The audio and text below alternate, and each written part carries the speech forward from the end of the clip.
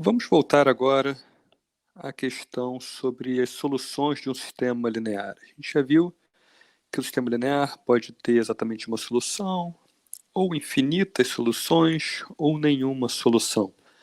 Tá? Bem, se você pegar um sistema linear com apenas uma equação, né, a gente sabe que as soluções que atendem essa equação formam uma reta.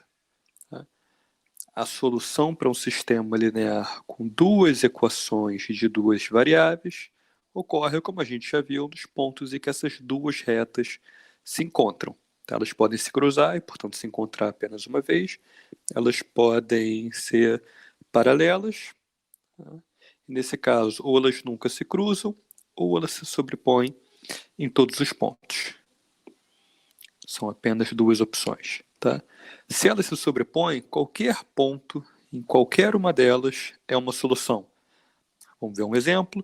A primeira equação é x1 mais 2x2 igual a 3. A segunda equação é 2x1 mais 4x2 igual a 6. Observa que a segunda equação não adiciona nenhuma informação em cima da primeira. Eu simplesmente peguei a primeira equação e realizei uma operação elementar. Eu multipliquei por um número diferente de zero. Eu multipliquei por 2. A segunda equação é apenas a primeira multiplicada por 2. Então, todas as soluções da primeira equação também são soluções da segunda equação. Todos os pontos x1, x2 que estão na primeira reta também estão na segunda reta. Bem, se elas são paralelas, se essas equações representam retas paralelas que nunca se encontram, então, como a gente viu, não existe solução. Por exemplo, a primeira equação é x1 mais 2x2 igual a 5, a segunda é x1 mais 2x2 igual a 4, portanto, 5 é igual a 4, absurdo, o que significa que essas equações têm informação incompatível. Se um elemento, se um par x1, x2 está na primeira equação, ele não pode estar na segunda equação. É um caso assim. Uma reta está aqui e a outra reta está aqui. Tá? O desenho ficou ruim, mas suponho que isso seja uma reta. Tá? Esse mesmo princípio vale para sistemas com um número qualquer m de equações e um número qualquer n de variáveis. A gente pode ter 0 soluções, não tem solução, exatamente uma ou infinitas soluções. Essas são as três possibilidades para um sistema linear. Eu não posso ter exatamente 2 soluções ou exatamente 10 soluções. Se eu tiver mais de uma solução, necessariamente serão infinitas. E as questões que a gente vai tentar responder agora dizem respeito a condições, tá, para que esse sistema tenha ao menos uma solução, no máximo uma solução, ou exatamente uma solução. Para ser mais preciso, a gente quer saber que condições na matriz de coeficientes garantem esses resultados para quaisquer termos livres. Vamos ver o que está escrito aqui. Qual é a questão? Que condições na matriz de coeficientes? Quem é essa matriz de coeficientes? É o que a gente chamou lá atrás de matriz A. Matriz A, matriz de coeficientes, é a matriz que coleta os coeficientes de todas as variáveis do sistema, tá? Mas não inclui os termos livres. Tá? Então, que condições na matriz de coeficientes garantem a existência de ao menos uma solução, qualquer que seja o vetor de termos livres? Tá? O que está escrito aqui? Para todo B, quem é B, são exatamente os termos livres que ficam do lado direito das equações.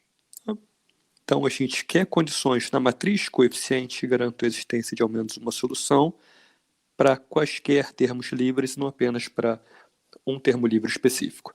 A gente vai fazer a mesma pergunta, a gente vai buscar condições na matriz coeficiente que garantam a existência de, no máximo, uma solução, quaisquer que sejam os termos livres, e se as condições das linhas 1 e 2 forem cumpridas, a gente vai ter ao menos uma solução, vai ter no máximo uma solução, portanto, a gente vai ter exatamente uma solução.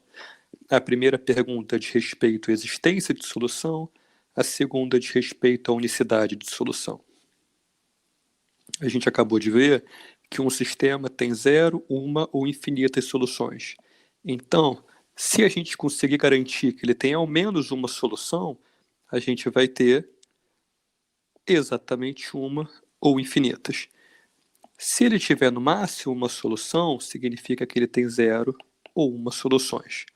Se uma solução. Se ele tem ao menos uma, no máximo uma ou infinitas, e ao mesmo tempo zero ou uma, portanto, exatamente uma solução. E as condições que a gente vai buscar sempre dizem respeito à matriz de coeficientes que a gente tem aqui. Bem, vou apresentar um vocabulário rápido que a gente vai encontrar, tá? A gente vai usar bastante. O que é uma variável livre? Uma variável que não é determinada pelo sistema. O que é uma variável básica? É uma variável determinada pelo sistema, ou ainda é uma variável dependente apenas das variáveis livres.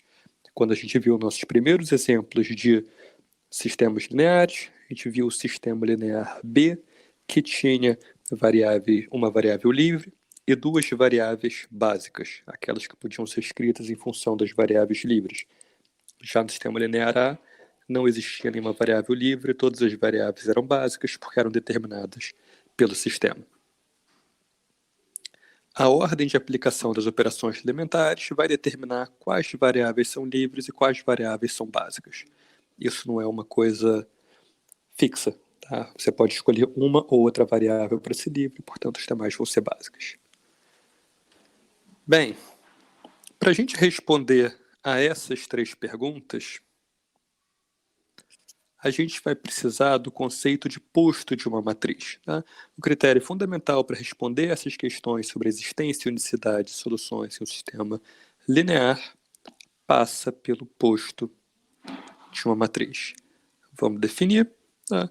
O posto de uma matriz é o número de linhas diferentes de zero na forma escalonada dessa matriz. Tá? A gente vai dizer que uma linha é diferente de zero se ao menos um elemento é diferente de zero. Vamos olhar rapidamente alguns exemplos. Pega essa matriz aqui. 1, 0, 1 e 2.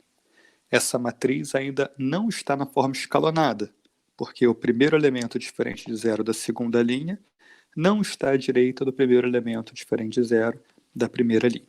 O que a gente pode fazer? A gente precisa escalonar essa matriz. Então, eu vou transformar a linha 2 na linha 2 menos a linha 1, ou a linha 2 mais a linha 1 multiplicado por menos 1. A linha 1 fica igual.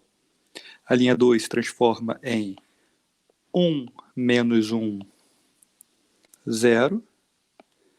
2 menos 0, 2. Agora, essa matriz está na forma escalonada, tá? Porque o primeiro elemento diferente de zero está à direita do primeiro elemento diferente de zero da linha anterior. O pivô de cada linha está à direita do pivô da linha anterior. Quantas linhas diferentes de zero a gente tem aqui? Primeira, segunda. Uma linha diferente de zero se ela tiver pelo menos um elemento diferente de zero.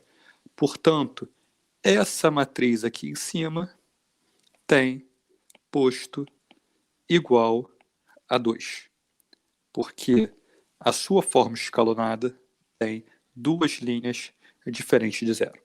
Tá? Se a gente pegar essa matriz aqui, ela já está na forma escalonada, segunda linha não tem nenhum elemento diferente de zero, ela só tem, portanto, uma linha diferente de zero. Nesse caso, a gente vai dizer que o posto é igual a 1. Ok? Bem, eu estou usando aqui uma forma específica da matriz na forma escalonada. Tá? Uma matriz tem infinitas formas escalonadas. Eu posso pegar essa matriz aqui e dividir a segunda linha por 2, por exemplo. Ela vai mudar a forma escalonada, mas não muda o posto. A gente pode provar que a definição de posto é independente da forma escalonada escolhida. Tá? Bem, Vamos voltar às nossas definições de matriz de coeficientes, que a gente chamou de A, e matriz aumentada, que a gente chamou de A-chapéu, para um determinado sistema. Tá? Vamos supor que B e B-chapéu sejam as matrizes correspondentes em forma escalonada. Ou seja, eu tenho um sistema linear, esse sistema linear tem a matriz de coeficientes A, que pode estar na forma escalonada ou não, tem a matriz A-chapéu aumentada, tá? Pode estar na forma escalonada ou não. Eu posso pegar essas matrizes e colocar na forma escalonada, obtendo, respectivamente, B e B-chapéu. A princípio, a gente não sabe a relação entre B e B-chapéu. Tá? Elas simplesmente foram obtidas escalonando matrizes que representavam o sistema.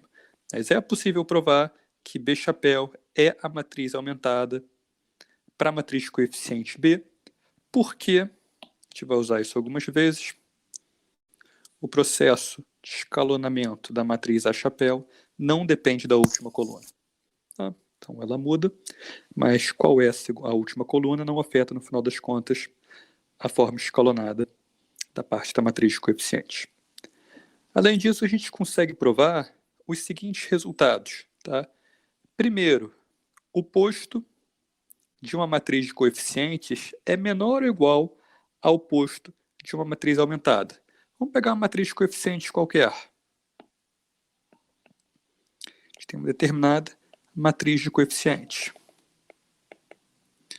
Vamos dizer que a gente encontrou uma última linha de zeros ao colocar na forma escalonada. Então, essa matriz aqui tem uma e apenas uma linha de zeros. Né? Então, se ela tem m linhas, vamos dizer que ela tenha m linhas, e uma dessas linhas, a última, é igual a zero, apenas a última linha é igual a zero. Qual é o posto dessa matriz? O posto é igual a m menos 1, porque o posto é o número de linhas diferentes de zero. E a gente está dizendo que nessa matriz aqui, todas as linhas são diferentes de zero, à exceção da última. Ou seja, todas menos uma são diferentes de zero. Tá? M menos 1, essa definição de posto. Bem, o que pode acontecer quando a gente considerar a matriz aumentada? A matriz aumentada basicamente coloca termos livres aqui no final. Observe que os termos livres das primeiras linhas, todas à exceção da última, não afetam o posto, porque a gente está dizendo que as primeiras linhas já são diferentes de zero. Então, se eu acrescento um termo diferente de zero ou não, não faz diferença. Tá? Então, o posto da matriz aumentada nunca pode ser menor do que o posto da matriz de coeficientes. Tá? Ele tem que ser, pelo menos, a mesma coisa, porque todas as linhas diferentes de zero que eu já tinha na matriz de coeficientes continuarão sendo linhas diferentes de zero na matriz aumentada. O que pode acontecer? O que pode mudar? A gente tem que olhar para esse último termo aqui. Na matriz de coeficientes, a gente tinha vários zeros. Se eu acrescentar um termo livre diferente de zero, o posto da matriz aumenta, porque agora a última linha deixou de ser uma linha de zeros e passou a ser uma linha diferente de zero por causa desse novo termo BM diferente de zero. Nesse caso, o posto da matriz aumentada é igual a M, que é maior do que M menos 1. Se, ao contrário, esse último termo também for igual a zero, eu apenas acrescentei uma linha de zeros e, portanto, não afeto o cálculo do posto. O posto continua sendo igual a M menos 1. Então, das duas, uma. Ou o posto da matriz aumentada é igual ao posto da matriz de coeficientes, tá? Porque eu acrescentei zeros, ou então eu acrescentei alguma coisa diferente de zero e, portanto, eu transformei uma linha de zeros na matriz de coeficientes em uma linha não nula na matriz aumentada. E nesse caso o posto é maior. Tá? É isso que a gente coloca aqui. O posto da matriz de coeficientes é menor ou igual ao posto da matriz aumentada. Ou eu acrescento zeros e mantenho o posto igual, ou eu acrescento uma coisa diferente de zero e, portanto, eu mato uma linha que anteriormente era de zeros e o posto aumenta. Qual é a segunda observação que a gente pode fazer? O posto é menor ou igual ao número de linhas de uma determinada matriz. Tá? Isso é verdade por construção. O posto é uma contagem de linhas. Eu estou contando linhas diferentes de zero. O número de linhas diferentes de zero é menor ou igual ao número total de linhas de uma matriz. Não poderia ser diferente. É o subconjunto dessas linhas que eu estou contando para obter o posto. Por último, o posto de uma matriz qualquer é menor ou igual também ao número de colunas dessa matriz. Por que a gente tem isso? Bem, observa que se uma matriz, se uma linha, na verdade, é diferente de zero, ela possui um primeiro elemento diferente de zero. Se ela é diferente de zero, em algum lugar tem que ter o primeiro elemento diferente de zero dela. Tá? Esse primeiro elemento diferente de zero é um pivô. Tá? E o número de pivôs tem que ser menor ou igual ao número de colunas. Tá? Portanto, a gente tem esse resultado. O posto é o número de pivôs, número de linhas diferentes de zero é igual ao número de pivôs, primeiro elemento diferente de zero, e o número de pivôs é menor ou igual ao número de colunas. Portanto, posto é menor ou igual ao número de colunas. Que resultado a gente tem? Que primeiro resultado a gente tem? Um sistema linear possui solução se e somente se o posto de a matriz de coeficientes, é igual ao posto de A chapéu, a matriz aumentada. Vamos prestar atenção nesse se e somente se aqui. O que isso significa? Se e somente se pode ser escrito da seguinte forma. Uma condição x é verdadeira se e somente se vale uma condição y. Então, x implica y e y implica x. É isso que está escrito nesse se e somente se. Então, o que a gente tem aqui? Se um sistema linear possui solução, então o posto da matriz de coeficientes é igual ao posto da matriz aumentada. E, ao mesmo tempo, se o posto da matriz de coeficientes é igual ao posto da matriz aumentada, esse sistema linear possui solução. Dessa forma, a gente já consegue falar alguma coisa sobre a existência. Bem, vamos entender isso.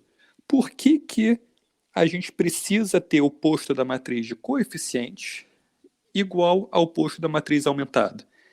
Qual é a situação em que o posto da matriz aumentada é diferente do posto da matriz de coeficientes? Bem, se ele é diferente, necessariamente o posto da matriz aumentada é maior do que o posto da matriz de coeficientes.